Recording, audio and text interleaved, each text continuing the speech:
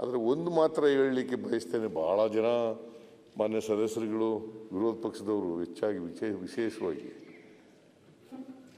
ನಮಗೆ ಅನುದಾನ ಕೊಟ್ಟಿಲ್ಲ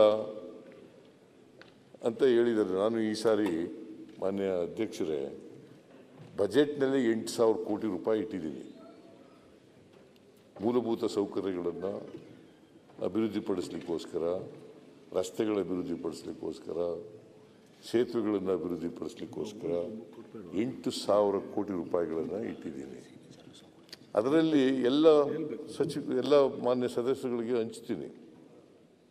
ಇವ್ರಿಗೆ ಅನುಮಾನ ಏನು ಅಂತಂದರೆ, ಇವರಿದ್ದಾಗ ಕೊಡಲಿಲ್ಲ, ನೀವು ಅಧಿಕಾರದಲ್ಲಿದ್ದಾಗ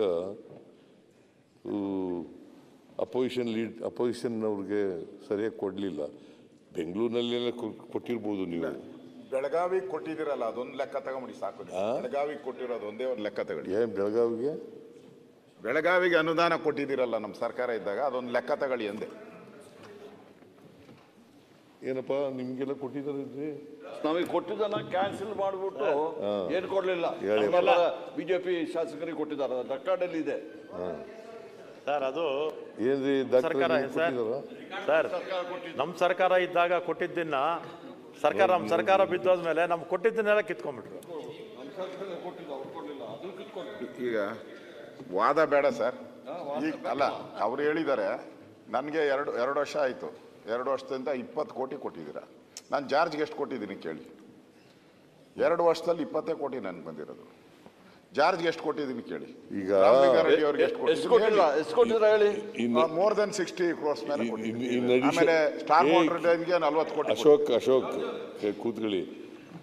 ಇದು ಕೊಡ್ತಕ್ಕಂಥದ್ದು ಬಜೆಟರಿ ವರ್ಕ್ಸ್ ಇದಾವಲ್ಲ, ಡೆವಲಪ್ಮೆಂಟಲ್ ವರ್ಕ್ಸ್ ಇದೆಯಲ್ಲ, ಅದು ನೀರಾವರಿ ಇರ್ಬೋದು, PWD ಇರ್ಬೋದು, ರೂರಲ್ ಡೆವಲಪ್ಮೆಂಟ್ ಇರ್ಬೋದು, ನಗರಾಭಿವೃದ್ಧಿ ಇರ್ತಕ್ಕಂಥದ್ದು ಇರ್ಬೋದು, ಅದ್ರ ಜೊತೆಗೆ ಅಡಿಷನಲ್ ಕೊಡ್ತಕ್ಕಂಥದ್ದು ಇದು. ನೀವೇನು ಮಾಡಿದ್ರಿ ಗೊತ್ತಾ? 2,70,000 ಕೋಟಿ ರೂಪಾಯಿ ಹಣ ಇಲ್ಲದೇನೆ ಮಂಜೂರು ಮಾಡಿಬಿಟ್ರಿ, ಟೆಂಡರ್ ಕರೆದ್ಬಿಟ್ರಿ. 2,70,000 ಕೋಟಿ. ಆಮೇಲೆ ಮುಖ್ಯಮಂತ್ರಿಗಳ ವಿವೇಚನಾ ಅನುದಾನ ಅಂತೇಳಿ 1,66,000 ಕೋಟಿ ರೂಪಾಯಿ ಕೊಟ್ಬಿಟ್ರು. ದುಡ್ಡೇ ಇಲ್ಲ. ಹಂಗಾಗಿ ಪೆಂಡಿಂಗ್ ಬಿಲ್ಸ್ಗಳೆಲ್ಲ ಜಾಸ್ತಿ ಆಗ್ಬಿಡ್ತು.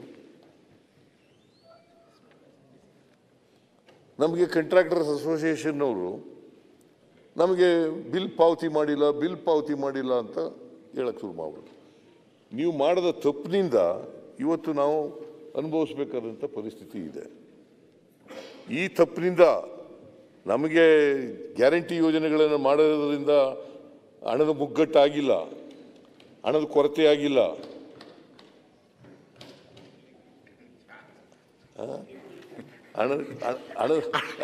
ಹಳೇದು ಬೇಡ ಸರ್. ನೀವು ಬಿಟ್ಟೋದಾಗ ನೀವು ಜನತಾ ದಳ ಇದ್ರಲ್ಲ ಸರ್ಕಾರ, ಅವಾಗ ಎಷ್ಟು ನಾವು ಸಾಲ ಮಾಡಕ್ಕೆ ಹೋಗಿರ್ಲಿಲ್ಲ. ಅವಾಗ ಎಷ್ಟು ಸಾಲ ನಾನು ಬಿಟ್ಟು ಹೋಗಿದ್ದಾಗ ನಾನು 2013ರಿಂದ 2018ರವರೆಗೆ ಇನ್ನು ಬೊಮ್ಮಾಯಿ ಅವರು ಪ್ರಾವಿಷನ್ ಇತ್ತು, 25,000 ಕೋಟಿ ಪ್ರಾವಿಷನ್ ಇತ್ತು, ಬಿಟ್ಟೋದ್ರು ನಿಮ್ಗೆ. ಇಲ್ಲ ನೋಡಿ,